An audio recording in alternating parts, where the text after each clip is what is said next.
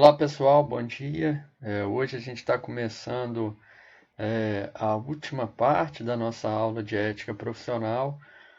E aí hoje a gente começa a entrar no tema da bioética, que eu acho que é um tema assim pouco discutido, pouco discutido em vários campos de saber e ainda mais na psicologia, né? Eu acho que a gente dentro do curso eu já falei disso um pouco, eu creio que outras disciplinas também falaram sobre algumas questões da nossa formação, da formação do psicólogo, que é uma formação, às vezes, com uma visão muito centrada em apenas um ponto, né? Às vezes, por exemplo, ainda muito nessa dimensão da clínica particular, uma clínica privativa, focada na doença.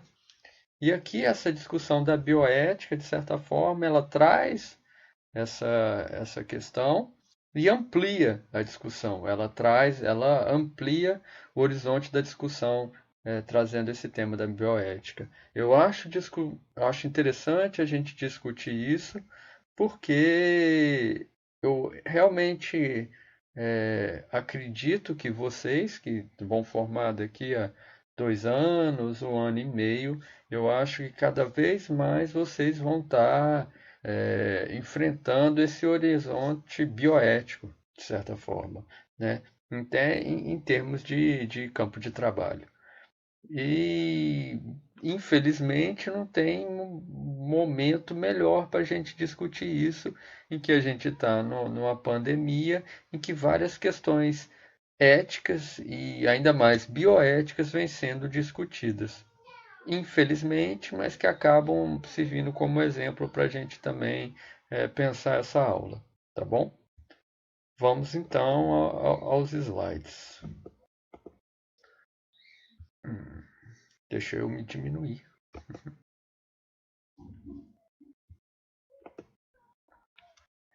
Então, e aí, como está no AVA de vocês, tá, a gente começa com esse texto, Psicologia e Bioética, Diálogos, que é um texto bem introdutório, né?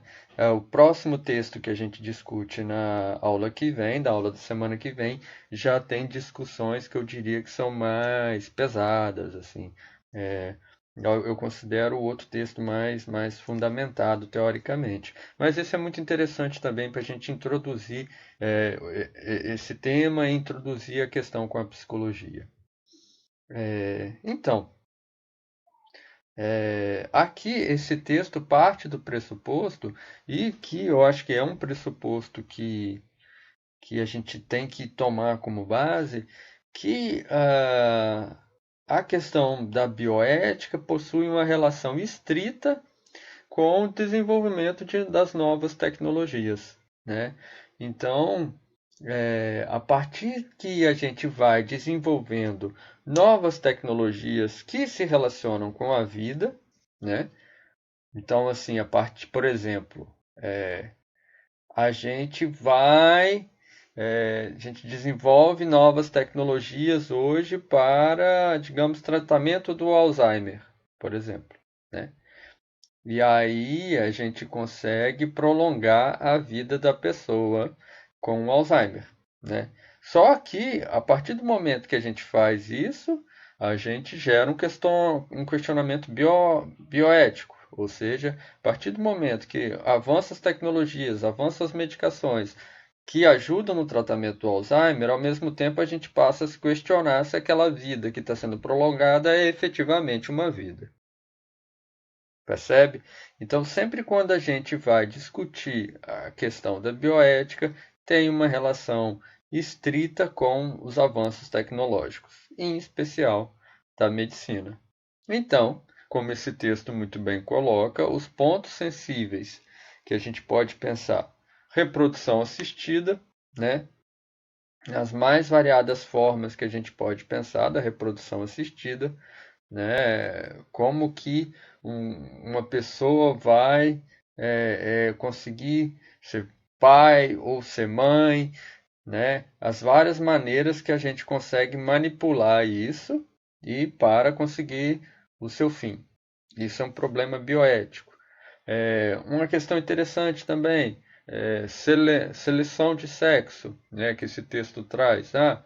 Eu vou fazer um tipo de seleção em que eu só quero um menino ou só quero uma menina, né? E aí coloca como que isso, dependendo do contexto cultural que você vai estar, como que isso é um problema bioético, né? Como em certas sociedades em que há um claro privilégio do homem, o número de abortos quando a mulher descobre que tem uma menina ou que vai ter uma menina, por exemplo. Isso é uma questão bioética, né? Questão da terminalidade, que diz respeito justamente a como que a gente vai encarar essa dimensão do fim da vida, quando a vida termina, né? A gente tem a possibilidade de decidir sobre isso, a gente enquanto humanos, essa é uma questão também.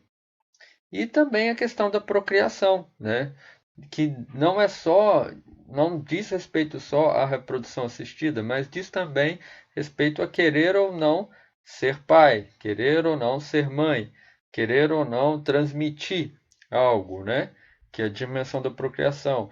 Nesse texto fala, até isso pode ser considerado uma questão bioética.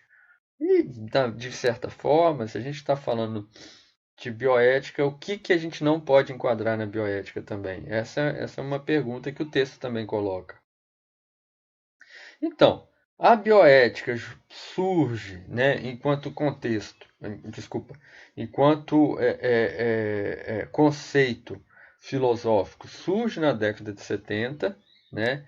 No, no próximo texto, eu não vou dar o spoiler aqui, a gente vai estudar um caso que é cabal, para a gente entender um pouco do contexto bioético, né? Por que que é na década de 70. É, mas assim, a gente pode perceber que é um certo movimento que a gente tem de cultura que passa a questionar, um momento cultural também, que passa a se desdobrar a respeito de valores da vida com é, acontecendo paralelamente o desenvolvimento das tecnologias. Então, assim, não é só o desenvolvimento das tecnologias, né, das ciências. Você tem também um momento cultural que permite você questionar o que é a vida, o que é a morte, e qual é a relação que a gente vai ter com isso, tá bom? Então, se a gente pode entender a bioética como estudar a conduta humana no que diz respeito às ciências da vida e da saúde, né? É, então, basicamente, se a gente, o melhor conceito de bioética, né, é quando a gente pensa a vida. Bioética como se fosse uma ética que leva em consideração a vida. Os dois textos que a gente vai trabalhar aqui vai falar que a bioética é a vida humana, tá? O que é um problema, né? Eu já lançando uma discussão, porque se você fala que bioética é apenas a vida humana, isso permite, é quase que uma bioética manca, né? Porque aí permite, por exemplo, eu fazer violência com os animais e não considerar os animais uma vida, por exemplo. Isso é só para dar um- uma pimentinha filosófica na coisa. E aí, eu até coloquei aqui, né? Quando eu fiz psicologia, era considerado bio-humanas, né?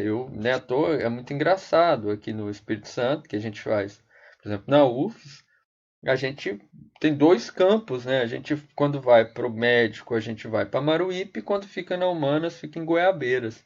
O que mostra essa dificuldade de localizar a psicologia, né? Porque ela tem o pé na humanas, mas ao mesmo tempo é considerada também da área da saúde, né?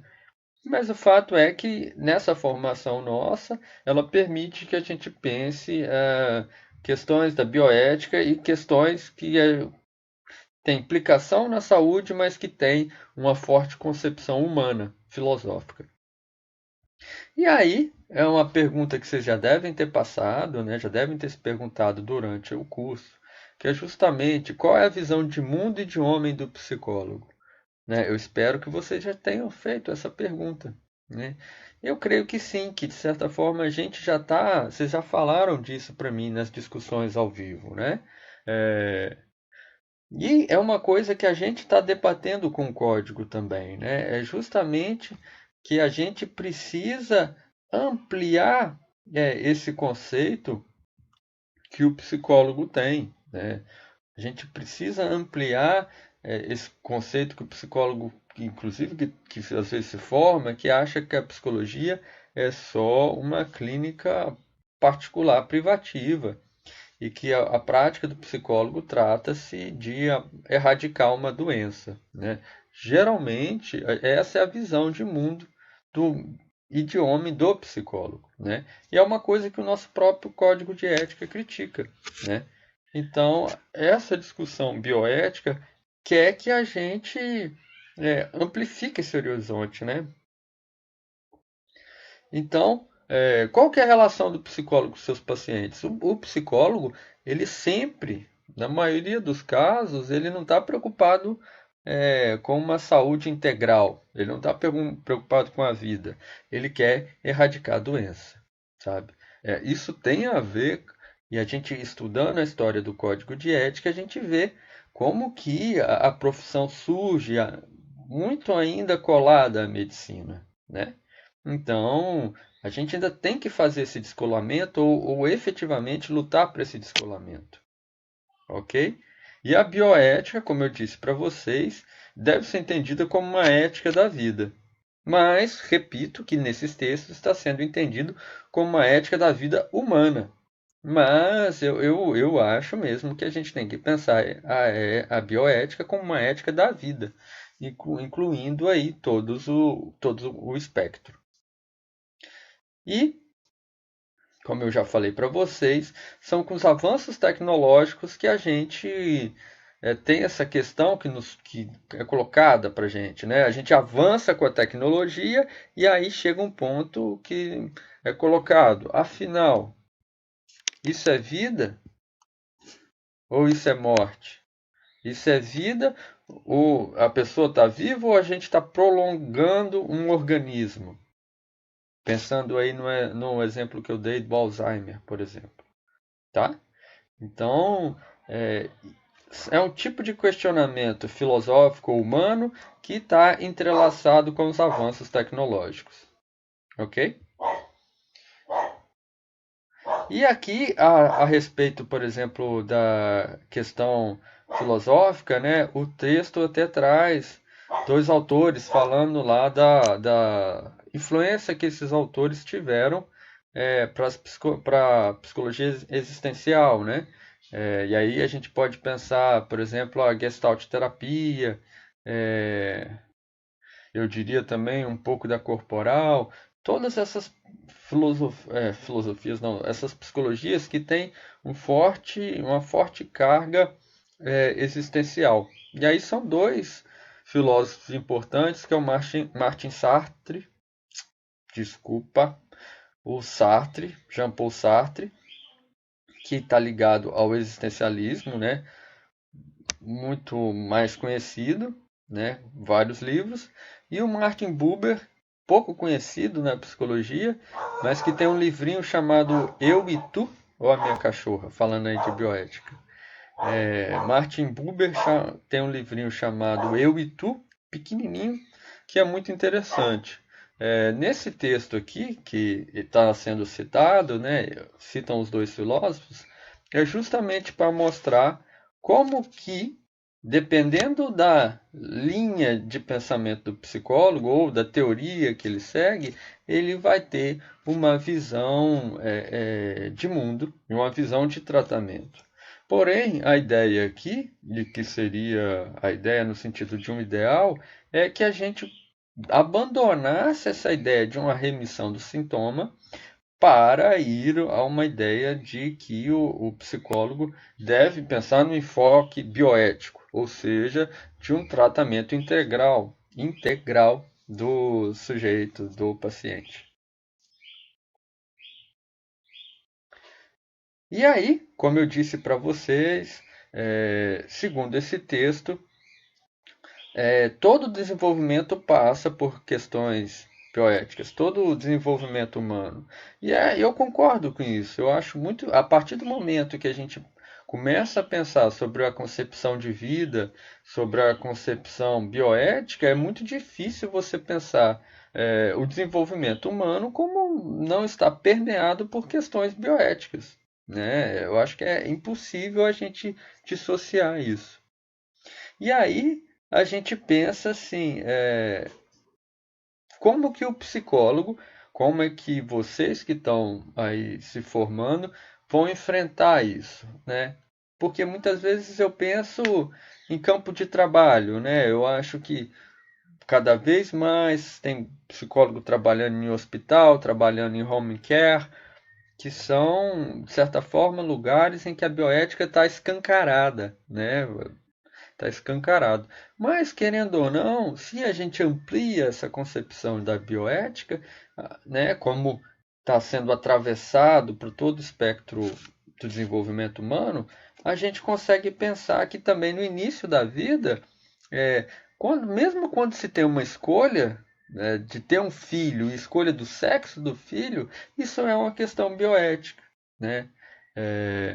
Porque mesmo assim, mesmo aqui no Brasil, em que a gente não tem uma sociedade, pelo menos assim, que seja declarada que privilegia um sexo, né, de forma declarada, como a gente tem em outras sociedades que têm castas, por exemplo, né, os autores aqui estão falando, até a escolha de um sexo, mesmo que seja inconsciente, tem aí uma questão bioética, né? E que vale a pena ser questionada, né? Quando se está aí realizando um trabalho psicológico, né? E também uma questão que hoje é um debate muito grande é a questão de aconselhamento genético, né? Digamos que você é um casal que você que descobre que o filho tem alguma alteração genética. E aí surge a questão do aborto. Óbvio que a gente sabe que o aborto não é permitido no Brasil por lei, né? Mas surge uma questão aí bioética, né?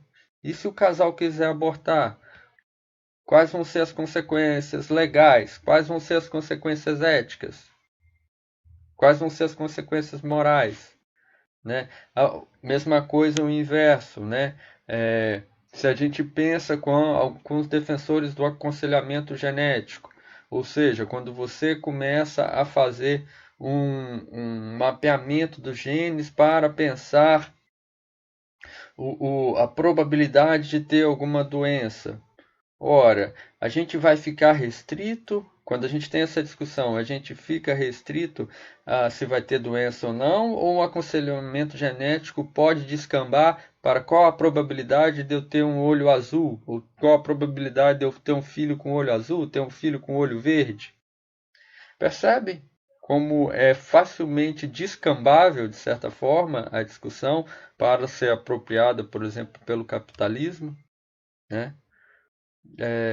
Então, isso sim, gente, isso são questões que nos envolvem enquanto psicólogos, ok?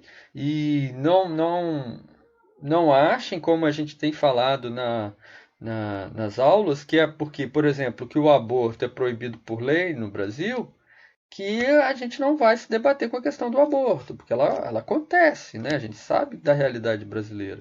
Então isso vai chegar até nós também e é importante que a gente debata sobre isso. Aqui também tem uma questão fundamental. Como que a gente vai definir vida, né? No outro texto que a gente vai estudar, tem uma questão. Como que a gente vai definir morte? Eu acho que morte é difícil de definir, mas ainda mais fácil do que vida, né? Definir vida é muito mais difícil do que definir a morte, né?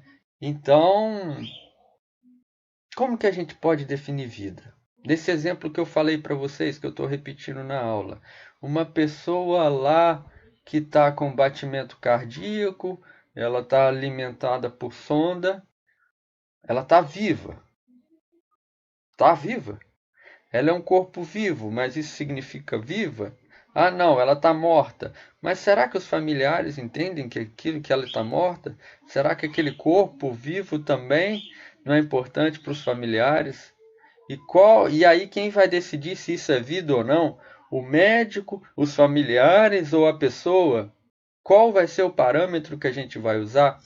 Isso é uma coisa que vocês sabem que eu bato muito em sala de aula, bato no sentido de insistir, que a gente não pode cair no relativismo. Eu estou fazendo essas perguntas aqui para vocês pensarem, mas a gente vai ter parâmetros, né? Então eu não vou querer insistir, eu não vou querer aqui dar as respostas porque a gente ainda tem o outro texto. Mas pensem nisso, assim, como que a gente vai definir vida? A partir de qual parâmetro, por exemplo? E quem vai definir sobre isso? Tá? E, por exemplo, nesse caso que eu citei para vocês, numa pessoa numa cama, com sonda, mas com batimento cardíaco, ou seja, com sinais vitais, mas sem consciência, sendo alimentada por sonda. Ela está à beira da existência, tá? A questão da terminalidade está sendo colocada aí, né? E aí é isso que nos faz pensar sobre a questão ética, né? Sobre a questão da vida, né? Só que, além dessa discussão, a gente pode ter certeza que tem um ponto fundamental que eu estou tampando aqui. Deixa eu ver se eu consigo ir para cima. Ó, fui. Diz respeito à questão técnica, né? Que é o diálogo e acesso à verdade. Então, isso, por exemplo, é algo que o psicólogo tem que se fiar, né? Então, se você está trabalhando num contexto hospitalar, home care, ou que tenha surgido essa dimensão, você tem que ter como princípio o diálogo, ou seja, é, não tem essa história de fazer segredo, de não querer contar. O texto deixa muito claro que não existe essa possibilidade de não querer contar. Essa decisão não cabe a você. E sim, quando você vai contar. Qual é o melhor momento de você contar? Porque o paciente ou os familiares dos pacientes têm direito ao acesso à verdade. Isso não é decisão do psicólogo. O psicólogo tem que se direcionar pelo diálogo e pelo acesso à verdade. Isso é fundamental, gente. Eu bato muito nessa tecla com vocês. A gente não pode cair num relativismo, ok? Não é porque nossa prática tem questões assim norteadoras, né, questões que nos fazem pensar, como que é a vida, o que é a terminalidade, que a gente vai esquecer que existe o diálogo e o acesso à verdade. Ok?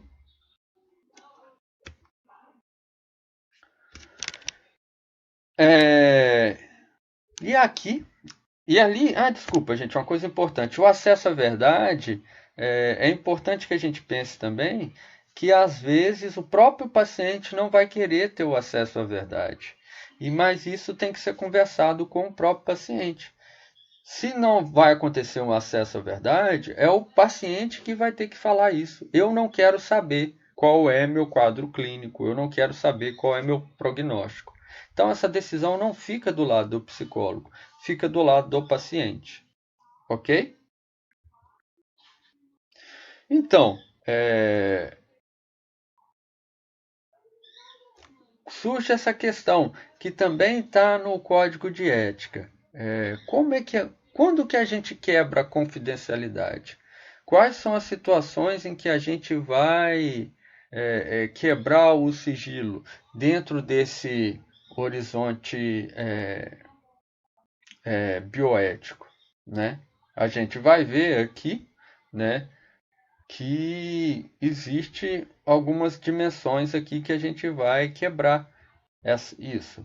Mas, para adiantar, a gente pode pensar nessa situação que a gente está vivendo, por exemplo, do coronavírus. Se a gente está numa na dimensão, digamos assim, de sigilo, em que o paciente fala algo para a gente, né, ou que está infectado com o corona, isso é uma dimensão que a gente não pode ficar restrito ao sigilo, à confidencialidade. Isso é algo que a gente tem que ser quebrado por causa do risco dessa pessoa e o risco que ela coloca a outras, por exemplo. Mas vejam que não é uma decisão fácil, é uma questão bioética, né? E aí até se coloca isso. Segundo princípios bioéticos, privar um sujeito da verdade não é ferir sua autonomia? Em caso de pacientes que não são responsáveis por si, como fica a questão ética? Então, aqui, já eu estou gravando hoje é dia 22, não é? É 21? Hoje é 21?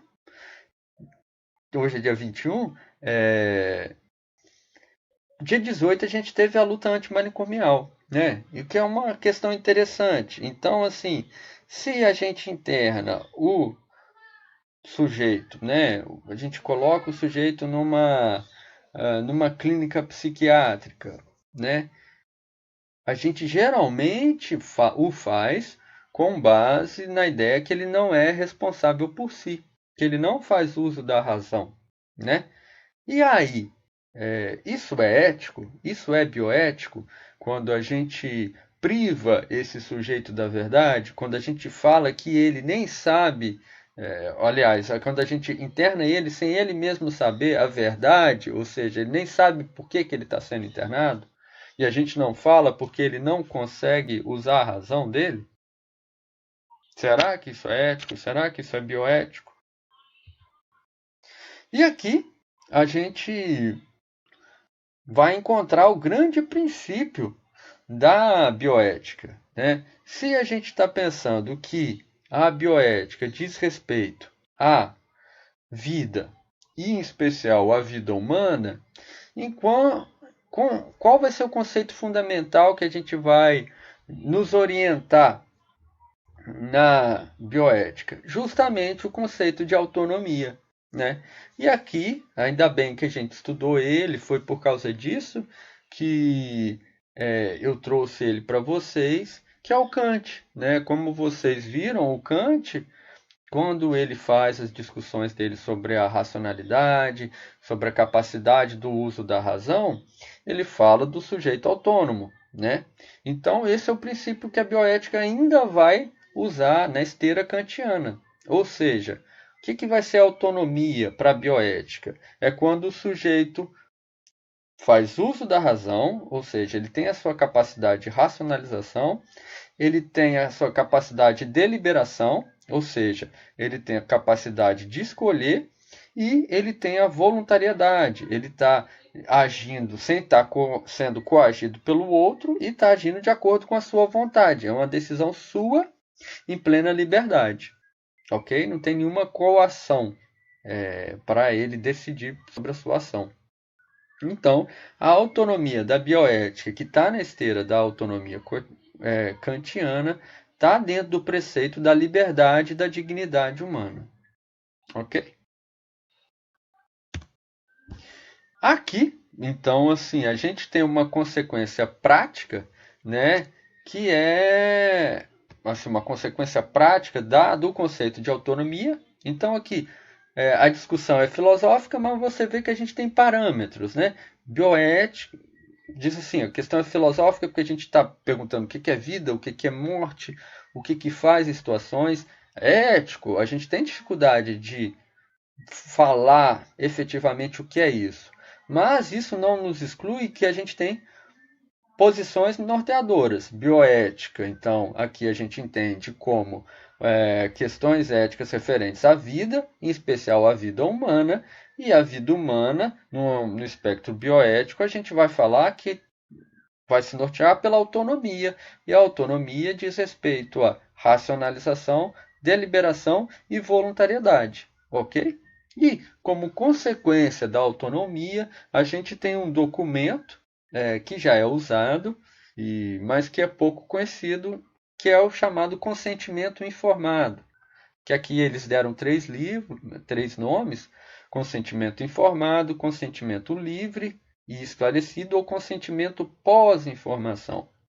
que é um documento, né, que a gente pode pensar que redigido no hospital ou em outra situação, em que você é informado, né, por escrito, então é um documento em que é escrito para você ali, é declarado para o paciente qual é o quadro, qual é o prognóstico, né, assim, o que, que vai ser feito, é, quais são as chances de recuperação, quais são as chances de cura e, por fim, a assinatura do paciente ou a declaração do paciente que está ciente, está de acordo, por exemplo, com os procedimentos que vão ser realizados. Ora, só existe essa ideia do consentimento informado por conta da noção de autonomia. Ou seja, o paciente que está no uso da razão dele é um paciente autônomo. Ele tem a racionalização, ele tem a deliberação e ele tem a voluntariedade. Então, ele tem a capacidade de ler esse documento e decidir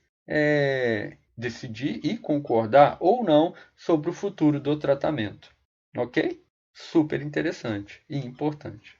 Agora, o consentimento informado tem limitações, ou seja, quando ele perde validade, que são quatro, segundo o texto.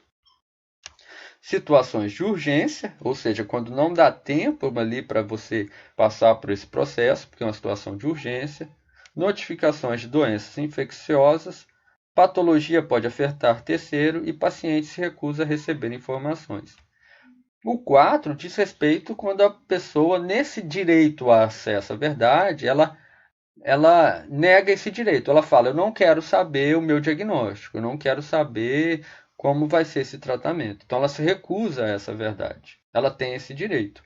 E o 3 e o 4, eu acho, ou desculpa, o 2 e o 3, eu acho que simplifica muito bem a situação que a gente está vivendo, né? Em que a autonomia, o direito, né? Que é como a gente estuda a justiça, o direito legal, né? Ele nunca está sozinho no mundo, sempre ele não é absoluto, né? Por exemplo, o nosso direito de ir e vir não é absoluto, ele se relaciona com o outro também, né? Aqui é a mesma coisa. Eu tenho a minha autonomia, mas se eu estou com coronavírus, eu não sou autônomo, né? A partir do momento que eu sou diagnosticado com coronavírus, todo um sistema de saúde vai ser informado e vão ser tomadas medidas para que eu melhore e que eu não transmita para outras pessoas. Então, isso, por exemplo, é uma limitação ao consentimento informado. Ok? Por mais que eu seja autônomo, por mais que eu seja esclarecido, isso não quer dizer que eu possa fazer qualquer coisa. Ok? E para a gente finalizar, né, a bioética, então, tem uma relação com a ciência, ela está estritamente ligada aos avanços tecnológicos, tá? E nesse imbricamento com a psicologia, ela parte do pressuposto do respeito ao ser humano. Só que, e aqui que vale toda uma discussão, né, no aspecto da psicologia, que quando a gente está falando de respeito ao ser humano, a gente está falando respeito do ser humano que é autônomo. Então, na verdade, eu tinha que colocar um parênteses aqui, né, dentro desse humano, o ser humano que é autônomo. O que gera um problema nessa maneira que a gente está pensando a bioética, porque a gente está fundando ela na racionalidade. Ok? E aí, por exemplo, a partir disso a gente pode ou não pode, prender ou asilar o louco, por exemplo. A gente vai interná-lo, ou mesmo o usuário de droga ou algo do tipo. Tá bom? Eu espero que vocês tenham gostado dessa discussão. Como eu disse para vocês, é um texto introdutório. O texto de semana que vem vai ser um texto mais pesado, mas que tem forte interlocução com esse, tá? E hoje é quinta-feira de manhã, então amanhã, sexta-feira, 9 horas, 9 horas da manhã e à noite, 7 horas da noite, a gente vai estar discutindo esse texto e outras questões também. Vamos discutir também sobre a nota sobre o voluntariado e também saiu uma nova nota totalmente bioética sobre a declaração de óbito, declaração de morto, mas que aí a gente vai deixar para discutir semana que vem. Tá bom? Se cuidem e até amanhã.